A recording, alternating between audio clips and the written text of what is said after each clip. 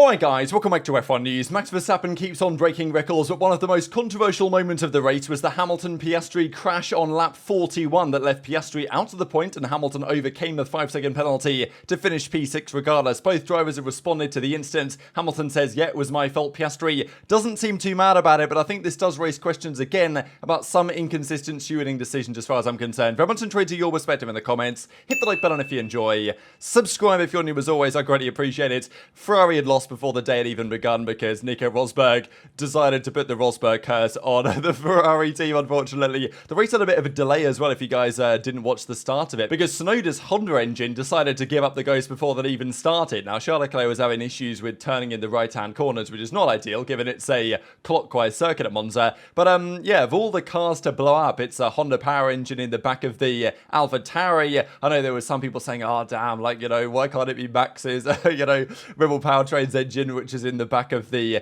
AlphaTauri. But yeah, poor Yuki Tsunoda, right, didn't even get a chance. And the AlphaTauri was pretty decent today, right? I mean, we saw Liam Lawson have a fantastic race with it and ended up P11 with, you know, actually an incident with Piastri, which wasn't too dissimilar in some ways to what happened with Hamilton slightly earlier on in the race. So the race gets underway, and this is why, as far as I'm concerned, if Leclerc had managed to out-qualify Max, I actually think Ferrari might have had a chance today, but I think it was quite clear after the first few laps that eventually Max was going to get past Sainz. It was simply a matter of, you know, if they had both Ferraris in front, there might have been a chance here, to be honest. So the first few laps went down without too much incident. I was actually impressed at how cleanly the drivers got through turn one, at least up until that point. There were definitely some incidents later on in the race. So Sainz maintained the lead, and Verstappen was on his tail quite quickly here. There was actually some good battling between Albon and I think it was Norris early on in the Grand Prix as well. Maybe it was Piastri, because Piastri was ahead at the start, but Norris I think got a good start as well. So look, we can see Max closing in on Sainz at this point, and as soon as Max comes on the radio and says, yeah, his tyres are going off, he's sliding all over the place, and he even said in the Max Verstappen podcast after the race ended in the debrief room, I feel bad for you, Sainz, like your car is just a nightmare compared to mine. But still, the car goes quite quick in a straight line. Ferrari, they had a full Monza setup going on here, and this was an interesting moment when Verstappen... This was honestly identical in many ways to the 2021 collision between Verstappen and Hamilton, where it was the same thing. Verstappen tried around the outside. Hamilton, of course, came out of the pits on that occasion. And basically in 21, Max just decided, you know what, I'm on the inside here. This is my corner. On I go. And he just, you know, drove straight on. Here, Verstappen had already lifted off the throttle at this point and decided not to crash, basically, is how I see it. So, you know, Max can take it more careful nowadays because he knows he's got by far the fastest car. And eventually he did force a mistake from Carlos Sainz. He locked up going into turn one. And that was enough for Verstappen to get the job done going into the Roger chicane. This was also noted on the broadcast I saw here. Verstappen and Sainz deploying battery. Now, we never get to know the battery levels of the drivers on the broadcast. But, so I think these are, I mean, they're definitely not the actual numbers. I think these are just estimated, to be honest. I don't think the teams let the broadcast know what these numbers are. It'd be really interesting to see if we could know. And, because in IndyCar, right, you get to know how many seconds of push to pass the driver has left, which is kind of like their version of ERS, DRS type thing that we have in F1. So I don't think these numbers are legit, is what I'm trying to get at here. I think they're just kind of, you know, they probably know whether the driver's using or not using, but they don't really know how much battery they have in the tank, shall we say, to attack and to defend. This was another hilarious moment as well, where Perez goes around the outside of Russell. Russell also doesn't make this corner, but Perez definitely doesn't make the corner, nowhere near Russell, and says that Russell pushed him off the track. I was like, what do you mean, Sergio?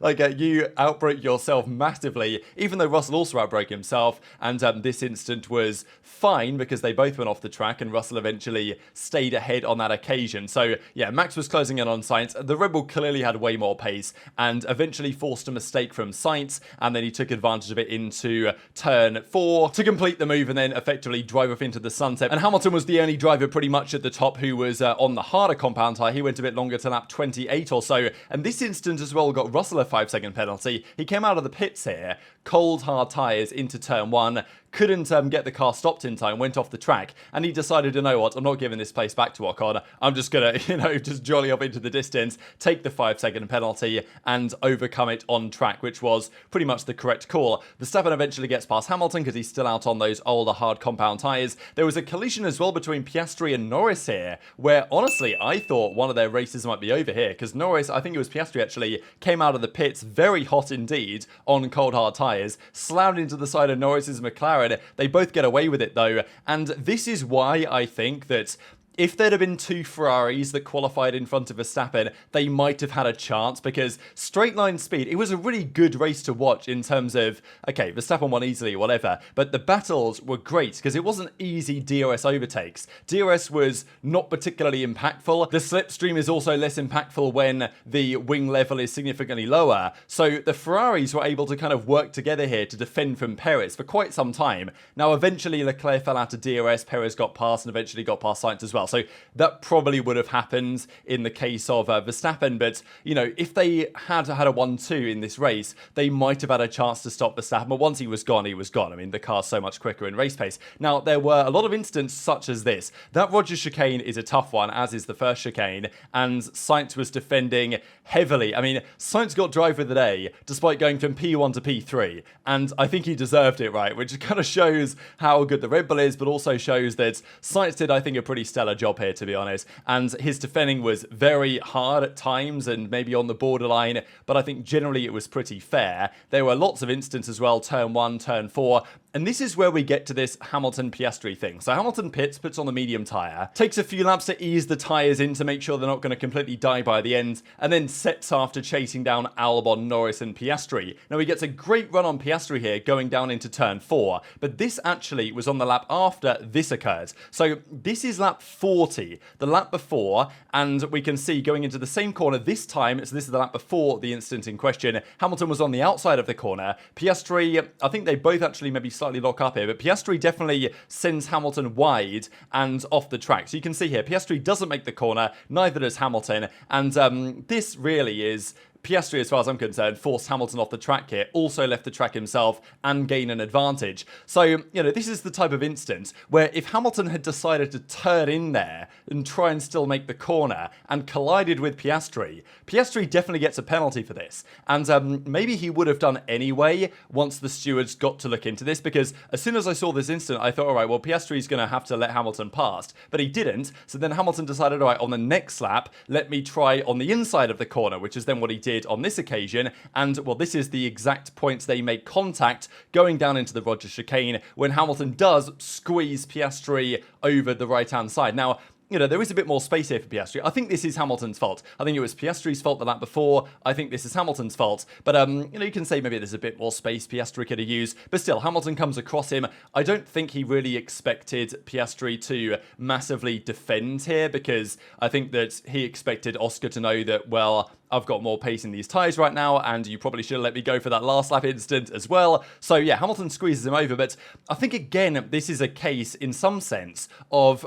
if Piastri had just avoided this, if he got out of the way and even went onto the grass, I don't think this gets penalised, because they eventually make contact. Hamilton has to save the car. They both go off the track. And this, of course, destroys Piastri's front wing. He has to pit. He does set the fastest lap in the end, but that puts him out of the points, unfortunately, for a very promising race for Piastri. But I think in some sense, again, this is the stewards deciding based on the outcome rather than the intent, shall we say, because a lot of people were reminded of this instance between Leclerc and Hamilton back in 2019, where Hamilton gets very clearly forced onto the grass here by Leclerc in exactly the same corner. But on this occasion, Hamilton got out of the way, right? Like, he went onto the grass to avoid contact and went off the track. Leclerc maintained the lead and was not penalised, I'm pretty sure, as a result of this. But I'm pretty sure that if Hamilton had stayed on the track here and Leclerc squeezed him over to the corner and Hamilton's front wing broke off, then Leclerc would have got a penalty for it, right? So I just think that that's the way the stewards decide things. So I do think in this instance it was Hamilton's fault, and I think the penalty was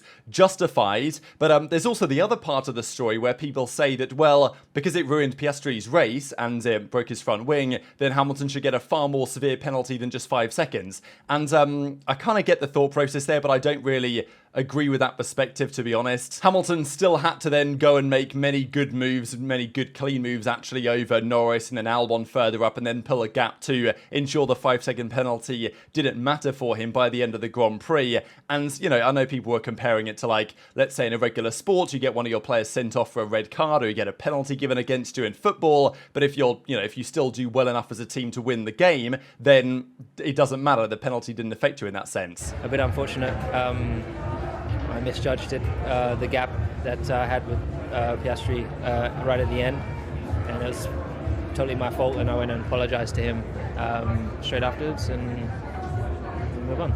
So Hamilton apologised for this during the Grand Prix itself, actually, and after as well, and said, my bad, Oscar. That was didn't give you enough space. And I think from both sides, this is probably, honestly, really mature response from Piastri as well, because I thought Piastri, given he's a rookie, I thought, he might go off on the main stage about this, right, to really make a scene, and I wouldn't blame him for doing so, because he was in a good position to get points. And also, you can see here Hamilton approaching Oscar after the race to basically apologise and say, my bad for that one. And Piastri's response was as follows. He apologised, the stewards gave a penalty, can't ask for anything more. I think he just moved a bit too far to the right, but I think it's very easy to do that in the corner. It's very narrow there. And look at this image, actually, this still from when it was going on. So, man, I think Piastri's got a bright future ahead of him. This guy has a really solid head on his shoulders as well, because I think lots of drivers would have, been ranting and raving about this, and I can understand that point of view, but I also think that it's one of the things that can happen going into what is a very tricky corner on the calendar. So unlucky for Oscar, and honestly, Hamilton's car, are they a Nokia making this car? This thing is built like an absolute tank, because Hamilton took no damage at all from that, and was able to carry on and still make all those moves and make the gap on Albon necessary to get P6 regardless of the penalty. Now, just before we close out the video, we've got to say the Ferrari boys put on an absolute show here to close out the race. I mean, Carlos Sainz was defending for his life, and to be fair, when you've got a Monza podium on the table, you are going to go for some big moves. But wow, this was crazy, the racing between these two. There was a lockup from Sainz that Leclerc couldn't take advantage of, and then the final lap of the race, they just told Leclerc, and I will say this is almost, to me, this is a little bit over the line against your own teammate. Now, I know it's a Monza podium, but I mean, still, the move that Leclerc went for here, after just getting told on the radio, no risk, guys, just kind of bring it home now, it's the final lap. He went for this mega sends. Sainz moved it under braking maybe marginally, and Leclerc had to get out of the way as he had this massive lockup. I mean, he could definitely have taken them both out here, and I respect how he was going for it. I don't know that they felt like they had it under control, but man, that was quite something. But in the end, it doesn't matter. Max Verstappen was actually managing an issue at the end. Perez closed in about 5 seconds within 5 laps at the end of the Grand Prix, so yeah, but no issue. There was terminal for Verstappen, and he wins the Grand Prix without really any challenge again. Yes, he had to work to get past Sainz, but the car was so much faster that I think he would have done so anyway, unless he qualified P3, in which case maybe there was a chance. But yeah, 10 in a row. I mean, the consistency is just so insane from Max, and Red Bull did a 1-2 parade in Ferrari's back garden, which won't be particularly pleasing for the Tifosi. But I mean, look, how long is this streak going to go on? They've finished the European split now, Red Bull, completely undefeated on the season. And I guess I'll just say Liam Lawson deserves a lot of credit, because Piastri actually got a 5-second penalty for a similar kind of going off the track and getting an advantage instance with Hamilton later on against Lawson,